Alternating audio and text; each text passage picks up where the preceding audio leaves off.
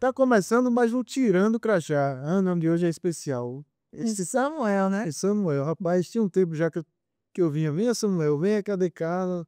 Venha cá. Ó. E hoje a gente consegue trazer Samuel Carvalho. Seja bem-vindo aqui no Tirando o Crachá. Seja muito bem-vindo, é um prazer tê-lo conosco. Muito obrigado pela oportunidade de estar aqui junto com vocês nesse podcast maravilhoso. Tirando o Crachá, gostei. Sugestivo, né? Bem sugestivo. E é mais uma oportunidade da gente bater um papo e falar um pouco da minha trajetória, um pouco da minha pessoa e tudo que vier, né? A gente tá aí pra bater esse papo legal, acho que vai ser maravilhoso. Pra começar, conta um pouquinho contando né, dessa sua relação com o jiu-jitsu, né? Que são tão próximos ali, até a gente se perde, né? Até onde vai o Samuel, até onde vai o jiu-jitsu. É, terminei de falar do pessoal que eu encontrei ali embaixo. O jiu-jitsu é Samuel, Samuel é o jiu-jitsu. A minha identidade, ela, ela foi forjada através do jiu-jitsu. Todas as pessoas que me conhecem, né, de um determinado momento da minha vida para cá, elas sempre vão me correlacionar com o jiu-jitsu. Professor Samuel, campeão Samuel, sempre relacionado ao jiu-jitsu. Eu comecei a treinar jiu-jitsu aos 19 anos de idade. An- a- Antes dos 19 anos, eu era uma pessoa. Depois do jiu-jitsu, eu me transformei com o Samuel que você conheceu. O jiu-jitsu ele me trouxe uma capacidade de entender o ser humano melhor, porque foi através do jiu-jitsu que eu me entendi enquanto pessoa. E então isso ficou muito mais fácil, não é? A partir dessa descoberta sobre mim mesmo, a lidar melhor com as pessoas. Então, essa relação jiu-jitsu-Samuel é uma coisa só, né? Jiu-jitsu é Samuel, Samuel é jiu-jitsu. É muito bacana falar do que a gente faz atrelado ao que a gente é, porque é a partir daí que a gente tem a ideia de propósito, né? Onde a gente consegue reverberar tudo que a gente faz para o próximo, gerando um impacto social. E uma das coisas que a gente já consegue ver sobre o Samuel é essa persistência no que ele faz, tanto é que conseguiu a faixa preta, né? O quarto, né? O quarto grau. Vai explicar daqui a pouco o que é que significa isso, o quão difícil é chegar nesse nível. Mas, para além disso, o Samuel também está ali no rol de crianças, né, fazendo projetos voltados para crianças. Fala um pouquinho do seu propósito dentro do jiu-jitsu. Então, essa questão de lidar com criança, desde que eu comecei com o jiu-jitsu, foi uma vontade de, através do jiu-jitsu, cuidar do Samuel, criança. Eu olhava para o jiu-jitsu e via uma oportunidade que eu não tive, uma oportunidade que eu podia levar para outras pessoas. Então, ali começou aulas para criança no meu bairro, não é? Eu pegava os mais jovens, aquela galera que estava ali em uma situação de risco e comecei a levar lá para minha casa para ensinar eles jiu-jitsu. Através disso, eu pude tirar muitos, não é, das drogas, formei muitos desses jovens que estavam ali comigo, pais de famílias, bom cidadão. E aí então, a cada dia isso foi crescendo mais e mais, não é? Do quartinho da casa da minha mãe, eu já comecei a ter ideia de colocar uma academia, e com essa academia sempre levando a questão das crianças ali, dos jovens estarem treinando jiu-jitsu, para que eles não viessem a se envolver com nada que pudesse trazer problemas maiores para a vida deles, né? E com isso eu comecei a entender o quanto que o jiu-jitsu era um agente transformador na vida das pessoas, porque ele de fato estava funcionando para mim e para todos aqueles que eu consegui alcançar através da prática do jiu-jitsu ali no meu bairro, na Cidade Nova. Então hoje eu encontro esses jovens, né, hoje já adultos, alguns pais de família, e eles sempre me têm como um pai, como uma pessoa que de fato mudou a vida deles para melhor, graças a Deus. Então, já começou toda essa identidade quando eu olhei para mim E aos 12 anos meu pai saiu de casa e eu precisava de alguém. Eu precisava de uma instrução. Eu precisava de algo que me fizesse enxergar dentro de mim todas aquelas questões que estavam me envolvendo, todos aqueles sentimentos, não é?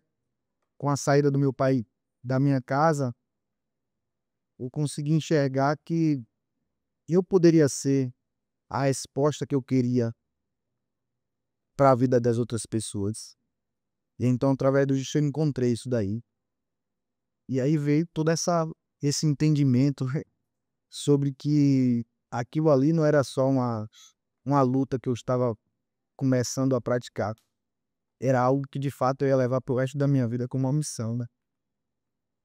Isso é muito bom. Você começa ali um projeto, né, no seu bairro, na cidade e tal. Conta um pouquinho dessa trajetória até conseguir, né, abrir uma primeira academia. Foi duro. Eu iniciei no jiu-jitsu e com o professor Humberto Tavares, da Corpo Mente, né? Então comecei em 1999, em 2000 eu saí. Em 1999 eu comecei a treinar com ele e aí já comecei a participar de campeonatos, vencer as competições e me interessar cada vez mais. A minha ideia era ser campeão de jiu-jitsu para ter um reconhecimento da sociedade. Mas aí daqui a pouco Deus começou a me dar uma missão bem diferente, né? As medalhas que eu iria conquistar eram humanas, pessoas. E aí então fui para o Rio de Janeiro.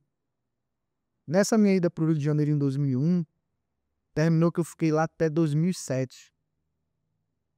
Eu fui para o Rio de Janeiro sem ter lugar para ficar. Cheguei lá em uma academia específica, que é a Nova União, do nosso querido José Aldo, né? Professor lá, André Pederneiras, e cheguei lá, entrei na academia e falei que eu era da Bahia, que eu queria treinar e tal.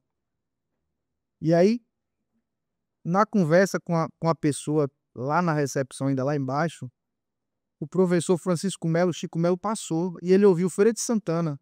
Olha que como Deus faz as coisas acontecer. Ele voltou e esperou terminar a conversa com a menina. Quando eu terminei a conversa com a menina, ele me chamou: vem cá, bicho. Tu é de Feira de Santana? Eu falei: sou. Tu aí veio fazer o que aqui? Eu treinar jiu-jitsu. Ele: tu tá onde? Eu falei: não tô em lugar nenhum. Ele falou: velho, é o seguinte, eu tenho uns parentes de Feira de Santana que eu não vejo mais, desde a morte da minha mãe, que são os meus tios, irmãos dela. E eles moram na São Domingos. O telefone é esse, eu não sei o que é São Domingos, se é uma cidade, o que é. Será que você pode me ajudar nisso daí? Aí eu falei pra ele: eu tô querendo ficar por aqui.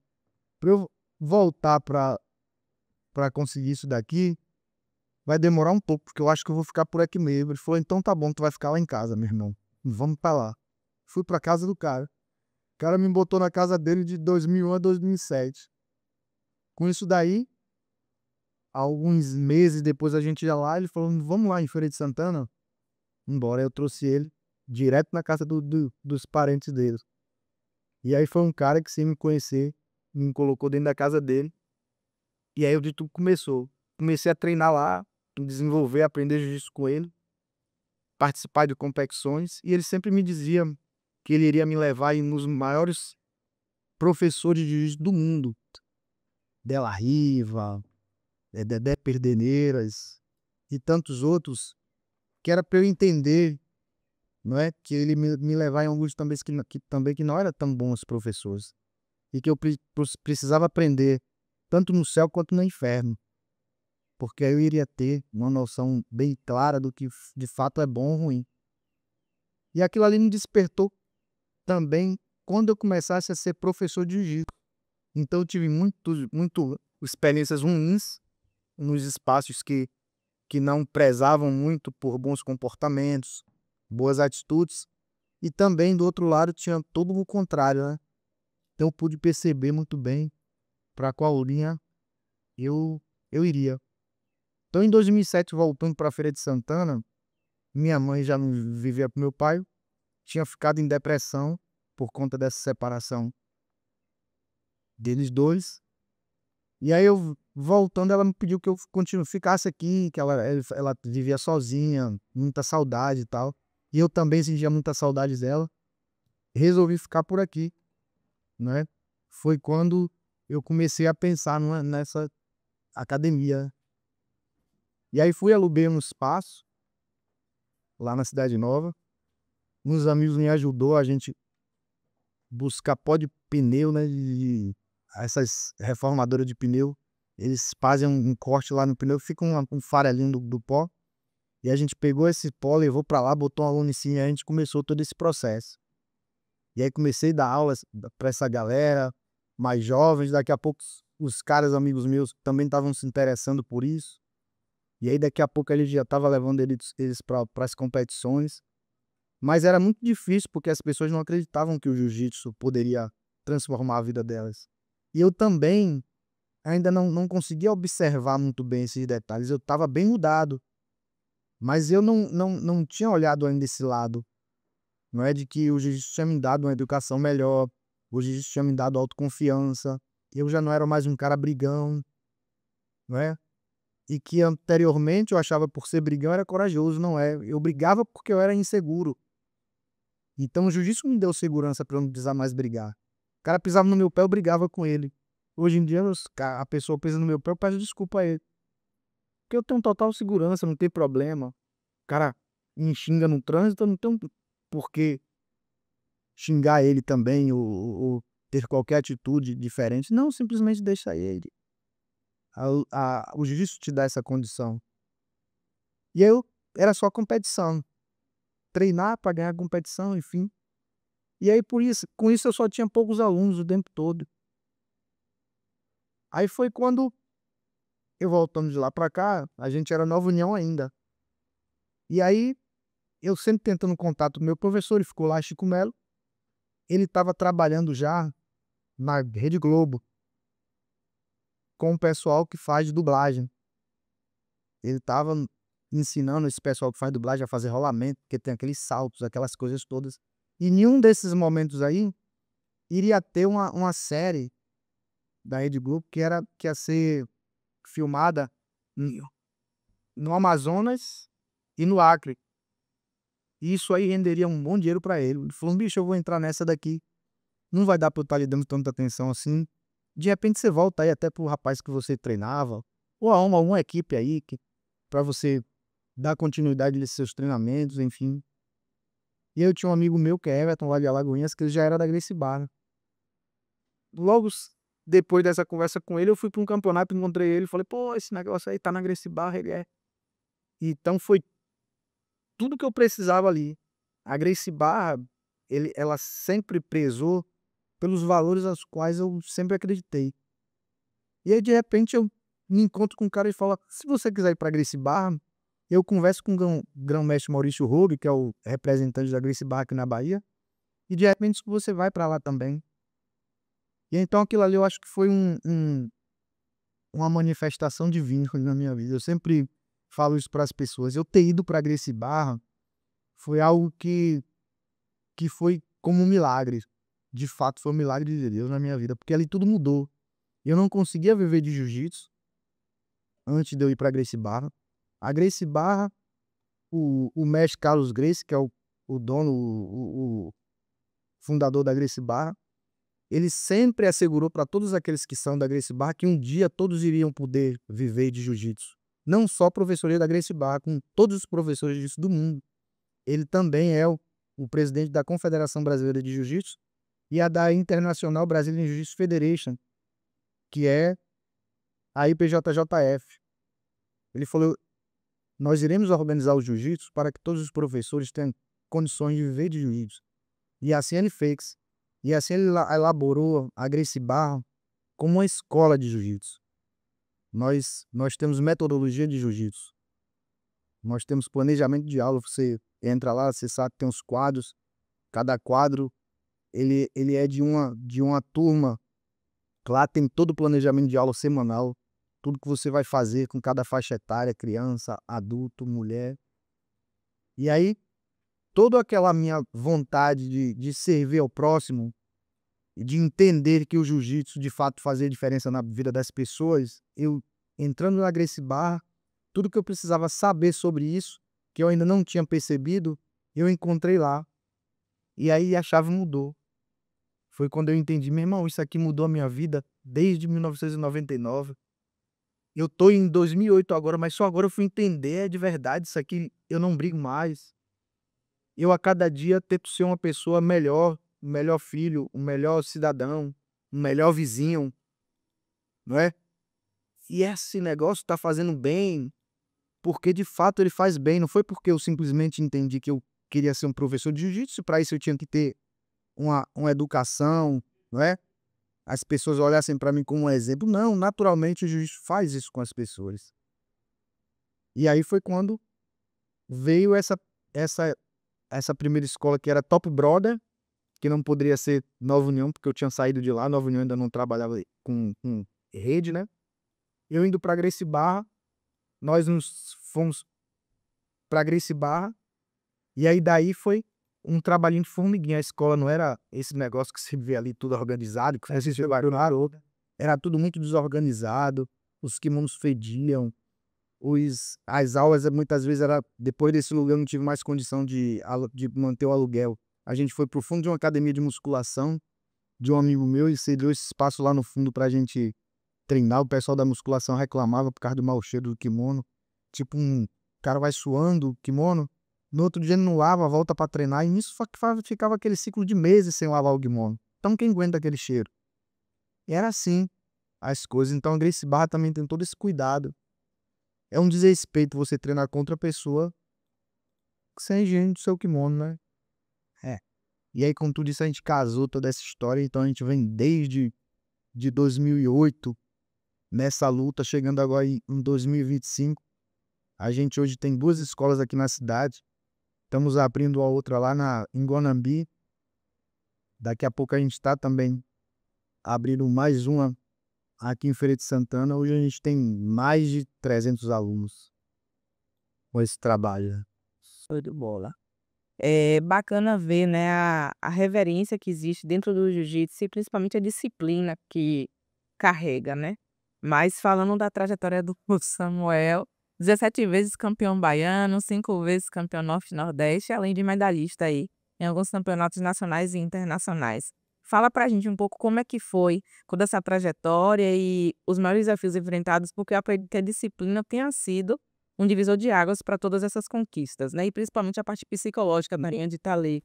Com certeza. Como eu te falei anteriormente, o meu propósito ao iniciar o jiu-jitsu era eu ter o reconhecimento da sociedade sobre a minha pessoa. Por que isso?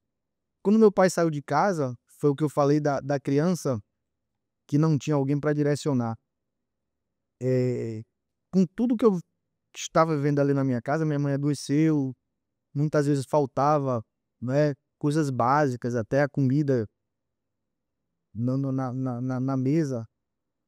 Então me desvirtuei muito, não usei droga, nada disso, mas eu me tornei uma criança agressiva, eu brigava muito, eu ficava mais na rua do que dentro de casa, eu parei de estudar, né. Então sem um direcionamento do meu pai, a minha vida foi uma turbulência muito grande, né.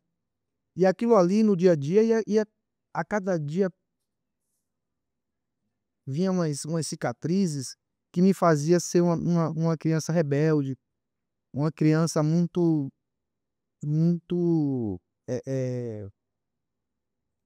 vivia muito naquela coisa de bateu, levou, né. Era aquela sobrevivência. Eu saía de casa, era como se eu estivesse na selva, né, Armada. armado o tempo todo. Então, tudo eu levava como um ataque a mim, eu precisava me proteger. Então eu brigava. E isso, pois, se criando aquela fama no bairro, né. "Pô, esse menino é um problema". Aí daqui a pouco os pais: "Ó, esse menino é um marginal, não quero que meus filhos andem com ele não". Os meus primos, os pais não deixavam andar comigo. Então, daqui a pouco eu me vi em uma situação onde que isso começou a me fazer muito mal ao meu emocional. Que eu, por várias vezes, isso eu falo hoje com mais clareza e mais facilidade, eu tentei suicídio por diversas vezes na minha fase de criança até a adolescência. Por conta dessa não aceitação. da sociedade e da minha família também. Então, assim, eu já ouvi coisas, tinha vezes que eu chegava na casa da minha avó, que minhas tias escondiam a bolsa. E eu sabia que elas estavam escondendo a bolsa porque eu cheguei, mas eu nunca peguei nada de ninguém. Então aquilo doía em mim, eu ia para casa, tentava dormir e só me via a vontade de tirar minha vida. Eu não via valor em mim, porque as pessoas não me davam o valor devido que eu sabia que eu tinha. Fala, eu nunca tirei nada de ninguém, nunca peguei nada deles. Eles escondem a bolsa de mim, como é que pode um negócio desse? Isso me trazia muitos traumas. Então a medalha, para mim, era um reconhecimento. Eu comecei a treinar jiu-jitsu. Quando eu conheci o jiu-jitsu, isso me trouxe. Eu falei, tem medalha, né? As pessoas ganham, então eu vou ser o melhor. Isso me trouxe muita gana, muita vontade, sabe? Muita resiliência, muita força, porque aquilo ali era a chance que eu tinha de todo mundo deixar de olhar para mim como aquele problemático, aquele que possivelmente pode furtar algo aqui ou roubar algo nosso, até dentro da minha família, para o campeão Samuel. E assim foi. No primeiro campeonato que eu fui, eu já ganhei. Eu não sabia nada de jiu-jitsu. Mas a vontade que eu tinha de vencer, de superar, era maior do que qualquer cara que estava ali dentro. E até hoje eu falo disso para os meus alunos, falo para o meu filho também. Você tem que ter a vontade de vencer mais do que todo mundo. E para isso eu sempre me preparei muito. Até hoje, quando eu coloco na cabeça que vou lutar, eu me preparo mais do que todo mundo. E eu terminou que em um dado momento isso foi ficando um fardo grande para mim. Porque tudo aquilo que o jiu-jitsu me trazia de bom, no sentido pessoal, de melhoria para minha vida, no meu comportamento enquanto pessoa, no olhar para com as outras pessoas também. Depois eu comecei a entender, elas fazem isso porque elas não têm de verdade, não é empatia. O jiu-jitsu me deu empatia. Elas fazem isso porque de repente elas são inseguras. Era muito fácil todo mundo chegar aqui e me chamar, vem cá, bicho. Você tá fazendo isso, então eu tô escondendo aqui a bolsa porque de repente, mas você é nosso sobrinho, você é filho da minha irmã. E eu ia dizer pra ela, não, tio, eu nunca peguei nada de ninguém, não, isso não. Pelo contrário, eu venho aqui tentar, pelo menos, um abraço de vocês. Minha mãe tá lá doente, ninguém nem sabe. Eu quero também, ela não tá podendo nem me abraçar e nem eu abraçar ela. Eu só queria um colo, e de repente eu venho aqui achando que eu vou achar isso, né? Então eu comecei a entender que o juiz estava fazendo isso comigo e eu comecei a entender eles. Então a medalha, todos esses títulos que eu tive, o primeiro campeão, Samuel campeão baiano, eu queria que o jornal soubesse, eu queria que o máximo de pessoas soubesse. Eu fiquei uma semana com a medalha no pescoço. E aí daqui a pouco no meu bairro, esses jovens que estavam lá treinando comigo, eu era o herói deles. Eu era o cara que não fui matriculado mais pela minha mãe, mas eu matriculei eles na escola. E daqui a pouco eu era o herói do meu bairro, entendeu? Eu era o cara que os pais me viam como bandido e os jovens sabiam quem eu era. Ele não deixa ninguém usar droga. Quem oferece droga e Juninho, um feriado lá eles me chamam de Juninho. Se Juninho souber que alguém ofereceu droga a alguém aqui, ele vai pegar, vai bater. Ele não gosta, ele pega a gente, ele não deixa ninguém roubar nada de ninguém. Então eles sabiam a minha figura qual era, de proteção. Do que eu não tive, eu dava para eles. E aí, então, assim se deu. Até a minha 17ª, 20ª medalha, eu só queria ganhar para que a sociedade me visse como vencedor. E assim aconteceu, então eu lutava por isso. Todo campeonato era a minha chance de mostrar para alguém que eu era campeão e que até com fome eu fui para vários campeonatos que eu não tinha o que comer. Ninguém sabia, eu nunca usei isso. Quando eu perdi, eu não tinha dizer para ninguém, mas eu só perdi hoje porque eu estava com fome, porque eu estava passando fome. Nunca disse para ninguém. Eu ia lá e vencia ou perdia. Ia embora do mesmo jeito. Vou treinar mais. Na próxima eu vou vencer.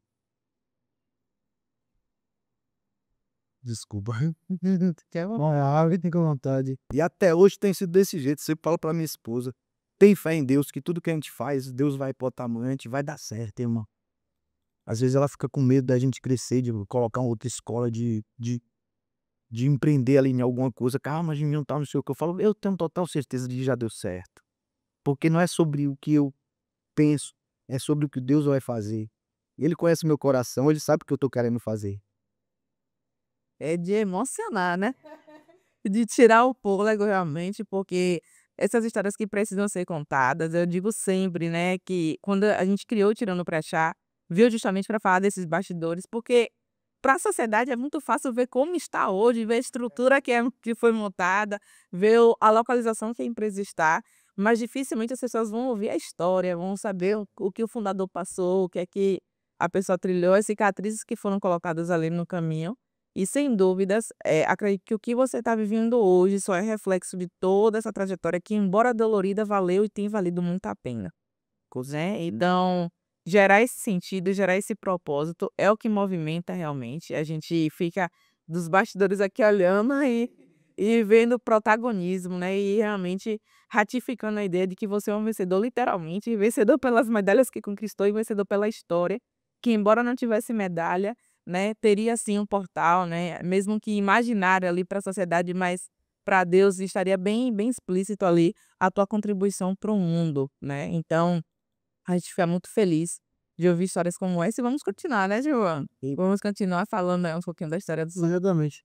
Você sempre quis ser muito reconhecido, né, e hoje você já é tanto pelas medalhas quanto pelos mais de 300 alunos que você tem aí, aqui em Feira, na Bahia de modo geral. Como é que você usa isso, esse reconhecimento com os atletas ali no dia a dia, até como forma de espelho também?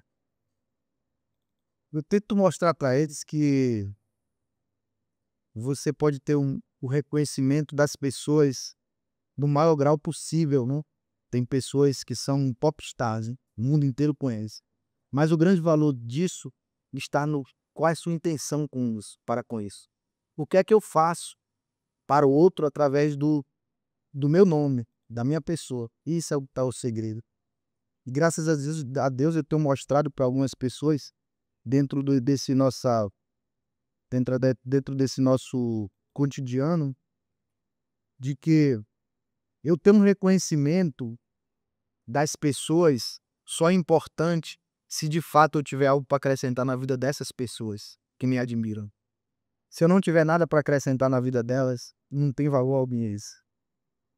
Eu estava com uma amiga minha, Drinha, dona Sandra, né, ela é coordenadora pedagógica no Elis, e aí eu fui para uma viagem com ela numa competição na cidade de Ceabra.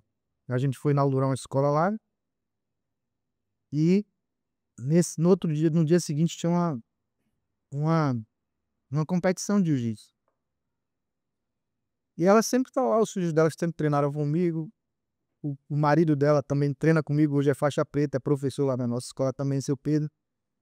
Mas ela sempre saiu muito pouco assim comigo nesses ambientes. Então a gente chegando lá na cidade, teve aquela a inauguração da escola, os alunos ali todos, pô, reconhecem o faixa preta, né? Tudo bem. E aí no outro dia a gente foi pro campeonato. Chegando no campeonato, eu fui subindo a escada. E aí tinha um cara sozinho assim no banner da competição, tentando tirar foto dele. E ele tirava e tal, e a gente vinha de longe, era uma caminhada longa até chegar próximo a ele. E ele tirava e voltava e olhava e tal, não sei o quê. Eu fui chegando próximo a ele. Aí ele tava olhando pro celular. Eu falei, bicho, me dá aqui que eu vou tirar tua foto. Não precisa você ficar assim. Ele olhou assim pra mim.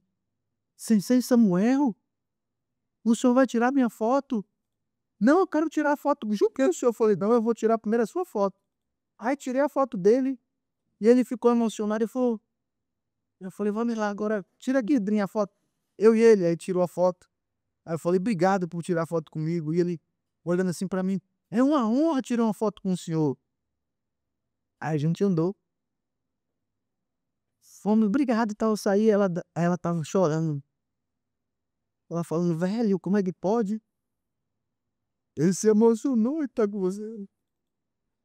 Mas o mais bonito de tudo isso foi que você primeiro se interessou a tirar foto pra ele, ajudar ele a tirar foto. E quando ele olhou pra você com um olhar de surpresa, que era o Sensei Samuel, o cara ficou radiante, emocionado. Mas eu tô mais emocionado aqui, não é do reconhecimento que ele tem a você como professor. Foi o reconhecimento que eu tenho a cada dia mais pela pessoa que você é, pela humildade, por tudo isso. E aí na hora assim eu até falei, deixa de ser besta, Daniel, bati assim na cabeça dela. Fica se emocionando com essas besteiras, porque de fato pra mim isso não é nada. não é? E também o fato de dele me reconhecer, eu vejo que é uma vontade que de repente ele tem ali de galgar algo para a vida dele, de repente eu conquistei, mas que para mim eu não conquistei nada ainda. E a gente foi, fiquei lá na competição, daqui a pouco toda hora um vinha aí, professor, tira uma foto, tal, aquela coisa. E eu pegava, não, gente, Brinha, tira uma foto aqui também. E eu postava a foto dessas pessoas, não é? E eu vem cá, fala aqui teu Instagram aqui pra eu te seguir aqui e tal, e vê. Você vê meu Instagram, é quase o número de seguidores, é o mesmo dos que eu sigo, mesmo que eu não aguento ver, o cara me segue, eu tenho que seguir ele de volta. Falo, pô, o cara me segue, pô, eu tenho que seguir ele de volta, sabe? E aí eu ia marcando aqueles caras ali, pô, marca aqui, cara, faz aqui, tal, aquela coisa toda. Então esse é o mundo que eu vivo, sabe? Eu tive dificuldades na vida. E o jiu-jitsu, ele me deu a condição de cuidar de pessoas, de colocar o pão de cada dia na mesa. Então, a cada dia eu vejo que o valor que tudo isso me trouxe, desse reconhecimento, é o valor ao qual eu tenho que colaborar com a vida dos outros. Para mim, a vida só vale, só tem valor de fato, e esse é o grande valor que nós temos. Qual é o seu valor? O valor a qual eu entrego e a minha utilidade para a vida dos outros. Isso aí resume tudo do que você me perguntou. O reconhecimento das pessoas para comigo é o mesmo que eu devo ter para com elas. Essa é a minha fama. Isso é o que vai me fazer continuar a cada dia acreditando no humano de verdade, nas pessoas. E estamos chegando ao final, né, foi encantador ver um pouco da sua história, Samuel. Pra gente é sempre uma honra poder ouvir histórias como essas, que você possa continuar reverberando aí, repercutindo todos esses propósitos em forma de ação na sociedade. E pra gente finalizar, né, deixa uma palavrinha aí pra quem vai caçar ninja tudo. Isso. Dê uma palavra de encorajamento pra galera aí que quer avançar na vida e que tá faltando talvez essa mudança de mindset ou essa empolgação pra mudar. A primeira coisa é que você acredite que você pode de fato chegar a algum lugar, né? E que qual é o caminho que você vai traçar para chegar a esse lugar que você tanto deseja. Contanto que seja um caminho e que durante essa caminhada você entregue todos os seus propósitos a Deus, que você entregue, não é, todo um desejo do que você quer conquistar a Deus, e de verdade ele vai fazer acontecer, porque Deus conhece o nosso coração e de fato ele irá fazer as coisas acontecer, porque ele conhece que o filho ou a filha que está ali com um desejo enorme de conquistar algo, de chegar a algum lugar, entregou primeiramente tudo a ele. E Deus fará. A palavra de Deus em Mateus 3,33 diz: amai o próximo como a ti mesmo. Não, perdão. Mateus 3,33. Buscai em primeiro lugar o reino de Deus e a tua justiça, e as demais coisas lhe acrescentarei eu. Se você buscar a Deus e a tua justiça, Deus vai acrescentar todas as demais coisas na tua vida.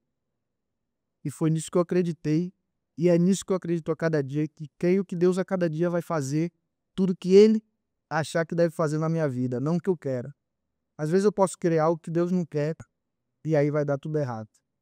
Show de bola. E eu tiro o crachá pra ele, Giovanni. E você, tira o crachá? E crachá, eu vou terminar agradecendo, né, mais uma vez aqui ao professor por ter participado.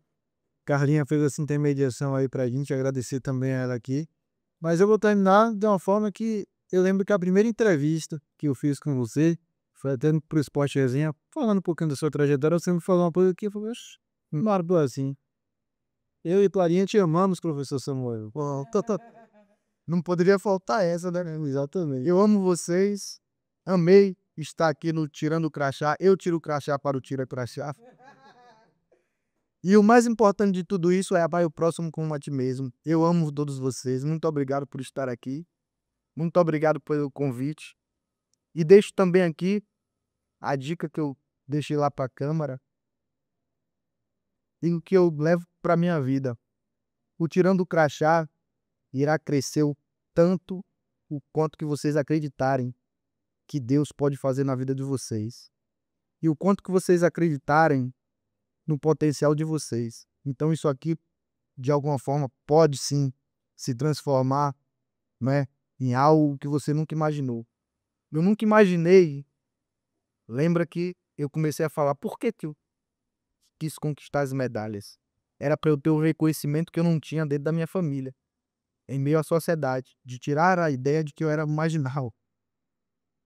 E o jiu-jitsu me levou para a última viagem que vocês acompanharam. Eu conheci França, Portugal, Espanha, Suíça, né?